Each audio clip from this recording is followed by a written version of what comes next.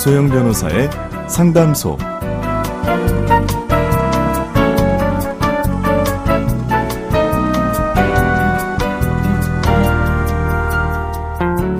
양소영 변호사의 상담소, 양담소를 찾아주신 여러분 환영합니다. 양소영입니다. 새 아이의 아빠 A씨는 16살, 12살, 9살인 세 자녀에게 신체적 학대 행위와 정서적 학대 행위를 한 혐의로 재판에 넘겨졌습니다. 아이들의 아빠는 아이들을 거의 고문 수준으로 학대를 했는데요. 아들이 화장실 문을 세게 닫는 버릇없는 행동을 했다는 이유로 물통에 얼굴을 집어넣으려 했다고 합니다. 아이들의 아빠는 어떤 처벌을 받게 되었을까요?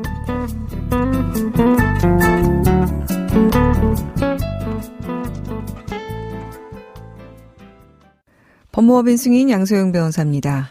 네, 이런 기사를 접하게 되면 정말 가슴이 아픈데요. 약 9년에 걸쳐서 자녀 3명을 고문 수준으로 학대한 40대 아버지가 집행유예 선고를 받았다고 합니다. 법원은 아동복지법 위반 혐의로 기소된 A씨에게 징역 8개월에 집행유예 2년을 선고했는데요. 아동학대 사건들을 보면 가해자가 대부분 보호자입니다. 거기에 이제 부모가 대부분이겠죠. 지금 엄마가 나타나지 않는 걸로 봐서 아마 이혼 가정에서 양육자로 지정된 아버지가 혼자 아이들을 키우면서 이런 학대 행위를 한 걸로 보이는데요.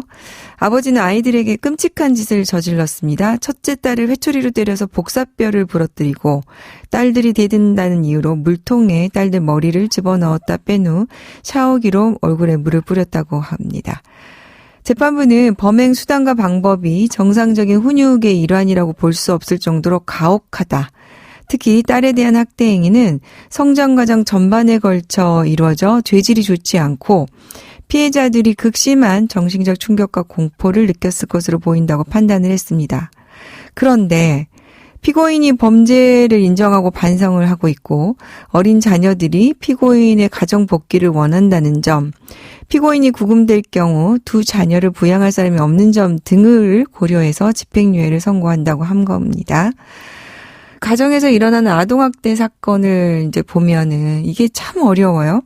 아이들이 이제 이런 사정에서 학대를 받았음에도 불구하고 보호자하고 분리되는 거에 대해서 두려움을 굉장히 느낍니다. 특히 이제 그 경제적인 것에 대해서 책임을 질 수 없는 상황. 아이들이 이제 부모가 없어지면 부양할 사람이 없어지고 이제 어쨌든 실형을 살게 되면 부양할 사람이 없어지고 갈 곳이 없기 때문에 더더군다나 이제 선처를 구하는 경우까지 보거든요. 이게 이제 현실적으로 참 문제인데 아동학대 사건을 이제 대하면서 결국 아이들을 보호하기 위해서는 이 아이들이 보호자가 분리되어서 갈 곳이 있어야 된다는 거.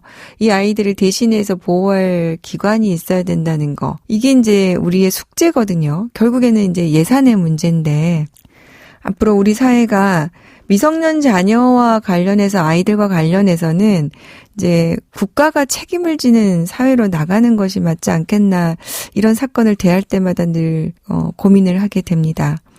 제가 아동학대 관련해서 판례 분석을 법무부에서 용역을 받아서 한 적이 있는데 대부분의 가해자가 보호자이고 부모이고 한 것이 현실이라는 점을 봤을 때 아동학대 사건과 관련해서 우리 모두의 관심과 거기에 대한 예산의 도움이 절실하다는 생각이 듭니다. 세상의 모든 고민을 풀어드립니다. 양소영 변호사의 상담소. 화나고 답답하고 억울한 당신의 법률 고민 함께 풀어볼게요.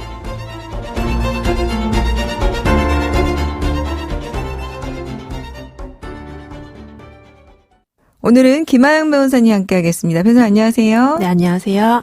네, 준비된 사연 만나보고 자세한 얘기 나눠볼게요.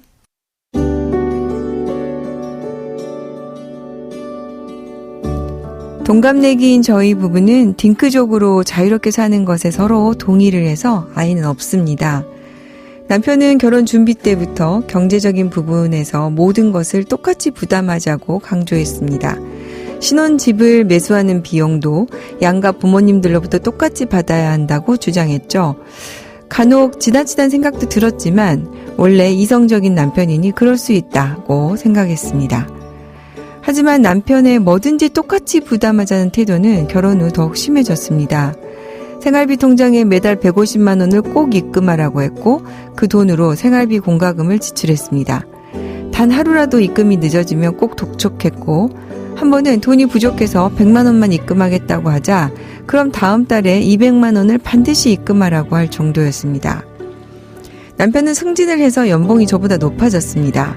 그러자 자신이 돈을 더 벌고 추가로 돈을 더 쓰니 집안일은 제가 더 많이 해야 한다고 강조하더군요. 그러던 중 제가 근무하던 직장에서 구조조정을 이유로 저에게 희망퇴직을 권유했습니다. 남편은 이 사실을 알고 펄쩍 뛰었습니다. 절대 외벌이를 할 수 없다고 제가 꼭 돈을 벌어야 한다고 화까지 냈습니다. 남편은 자기 월급으로 저까지 먹여 살릴 생각은 없다는 말까지 하는데요. 정말 모든 정이 떨어지더라고요. 만약 제가 몸이 아프거나 하면 남편은 뒤도 돌아보지 않고 저를 버릴 것 같은 생각이 들었고 더 이상 이런 사람을 믿고 함께하고 싶지 않았습니다. 그렇게 저희는 이혼을 하기로 했는데요. 남편은 신혼집은 똑같이 부담했으니 반씩 나누자지만 각자 금융재산은 절대 나눌 수 없다고 합니다. 이혼 시 재산 분할은 어떻게 될까요?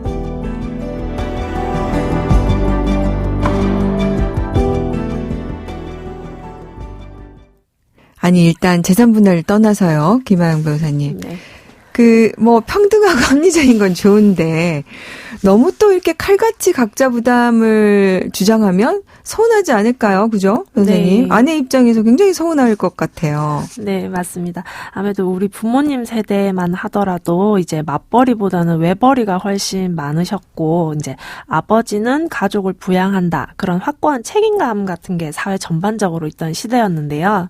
근데 요즘은 아무래도 여성분들의 사회 진출, 경제 활동이 워낙 활발하니까 이제 부양 책임을 지는 이 가장의 개념이 이제 모호해지기는 했습니다. 그래서 이제 물론 남성이 생활비를 이제 여성보다 더 많이 부담해야 된다, 책임져야 한다 이런 건 아니지만 마치 동업자처럼 이제 계산적으로 철저하게 이렇게 계산적으로 행동하는 남편의 모습에 아무래도 사연자분께서 배우자로서 가족으로서 많이 힘드셨으리라고 생각이 됩니다.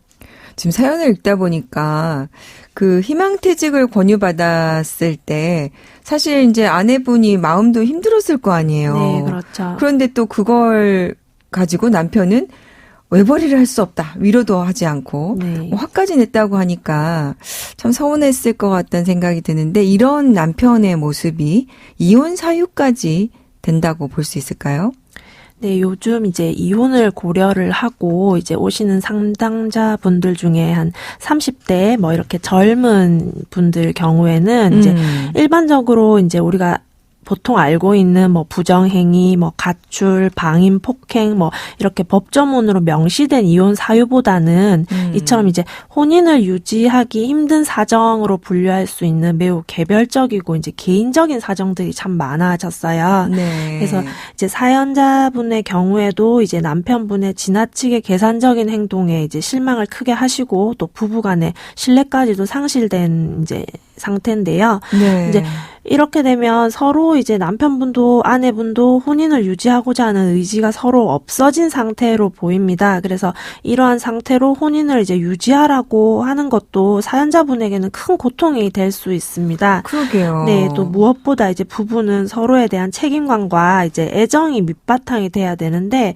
남편의 경우에는 이제 혼인 시작부터 이제 이익과 손해를 먼저 이렇게 계산하는 태도를 이제 강하게 보이셨어요. 그래서 이렇게 결혼을 대하는 태도 자체가 사연자분과는 많이 다른 듯해서 이제 혼인을 유지하기는 이제 힘든 상태라고 보입니다. 그러게요. 자기 월급으로 너를 먹여 살릴 생각이 없다. 이렇게 말하는 남편과 어떻게 삽니까, 그죠? 네. 지금 일단은 이제 두 사람은 협의는 된 것 같아요. 이혼 자체에는. 네네. 근데 이제 이혼하려면은 나머지 재산 분할에도 같이 이제 협의가 돼야 되는데 재산 분할과 관련해서는 지금 조금 의견이 서로 다른 것 같습니다. 네.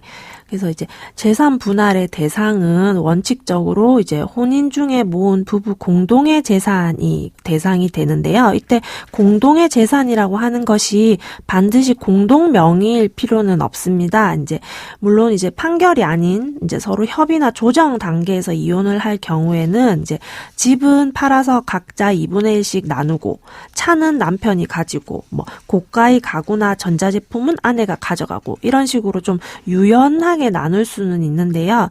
판결의 경우에는 이제 가액으로 계산해서 일괄적인 기여도로 나누게 됩니다. 네. 그래서 이제 근데 남편분과 아내분과 그리고 뭐 공동의 명의 모든 재산의 가액을 다 더하고 그다음에 이제 부부가 이제 채무가 있을 수가 있죠. 이제 혼인을 유지하기 위해서 뭐 집을 살 때 낸 대출이라든지 뭐 생활비 뭐 대출 자금이라든지 이런 채무 공동의 채무를 다 뺍니다. 그래서 네. 이제 그렇게 계산된 순수한 부부의 자산을 이제 각자의 기여도대로 나누어서 이제 각자 분할하게 이렇게 계산을 하게 됩니다. 네. 근데 지금 사연 같은 경우에는 보니까 생활비를 똑같이 지금 반반씩 부담을 했어요. 네. 그리고 이제 모든 것들을 똑같이. 근데 이제 그 나머지는 이제 생활비를 낸 거 이외에는 각자 관리를 한 형태로 부부 생활을 한 것 같은데. 네. 지금 남편의 말처럼 신혼집은 똑같이 부담했으니 반반 나누지만 각자의 그 나머지 금융재산은 절대 나눌 수 없다 이렇게 주장하고 있는데 네. 실제로 이제 만약에 협의가 안 돼서 소송에 간다면 네. 어떻게 결론이 날까요? 네, 이제 우선 혼인 기간도 이제 참작이 되는데 이제 사연자분의 같은 경우에는 이제 신혼집 가액과 이제 각자의 예금액, 금융 자산을 모두 더해서 각자의 기여도대로 나누게 되는데요.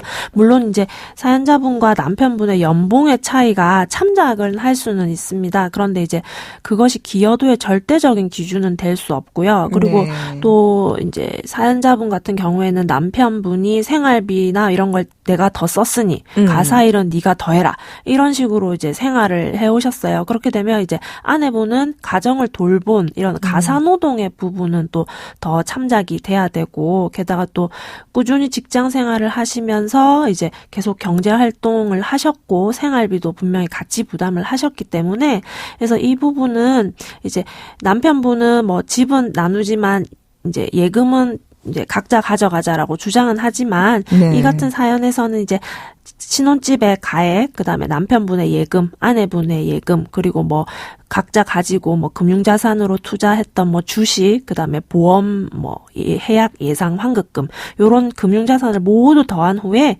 기여도대로 나누어서 이제 가져가게 되겠습니다. 네. 그래서 특히 이제 부부 같은 경우에는 분할 대상의 가장 큰 부분이 아마 신혼집일 것 같은데요. 네. 물론 이 신혼집을 똑같이 부담을 하셨기 때문에 이 부분도 많이 참작이 되시리라고 생각이 됩니다. 실제로 이제 남편이 승진을 하게 되고 이렇게 자산을 유지할 수 있었던 것은 지금 결혼 기간이 뭐 정확히 나타나진 않지만 어쨌든 부인이 그런 부분을 똑같이 부담했기 때문에 이게 그렇죠. 유지되는 거 아니겠습니까? 네, 근데 이제 거기에 대해서 그런 부분을 기여한 것으로 보는 것이 지금 가정법원 판례의 네. 태도고 저도 이제 그런 얘기를 하거든요. 우리 아이들한테 제가 이렇게 나와서 일을 하는 것은 우리 아이들이 건강하고 잘 지내주기 때문에 제가 또 마음 편하게 일하는 네, 거잖아요. 네. 근데 이것도 사실은 기여인 거거든요. 네, 맞습니다. 그러니까 눈에 보이지 않는 부분에 대해서 너무 남편은 가치를 인정하지 않는 것이 있어서 이 부분은 조금 재산 분할하는 과정에서 가정법원에서 만약에 판단을 한다면 부인의 기여도로 볼 수 있다. 네. 네, 이런 부분은 좀 알고 계셔야 될 것 같습니다. 마치 사연자분의 남편이 제 앞에 있는 것처럼 화가 좀 나는 거죠. 네. 자, 오늘 김하영 변호사님 도움 말씀 감사합니다. 네, 감사합니다. 양성 변호사의 상담소 양담소는 내일 또 문을 엽니다. 끝곡 더 카즈의 매직 들려드릴게요. 양소영이었습니다.